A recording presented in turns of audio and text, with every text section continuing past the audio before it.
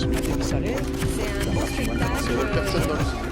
Le secrétaire général de l'UMP, Jean-François Copé, a refusé la stratégie du Front républicain qui, traditionnellement, s'appliquait en cas de duel entre la gauche et le Front national.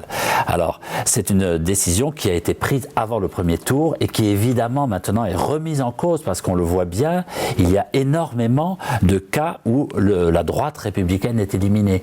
Il y a énormément de cantons où le Front national est en situation de se maintenir. Donc, on voit bien que cette stratégie de l'UMP est difficile à tenir. Dès hier soir, il y a eu déjà des dirigeants de l'UMP qui l'ont remise en cause. Et pas des moindres, Valérie Pécresse a dit qu'elle, si elle était confrontée à cette situation, elle voterait pour un candidat socialiste. Jean-Louis Borloo aussi. Donc, on voit bien que cette situation va être très difficile à défendre.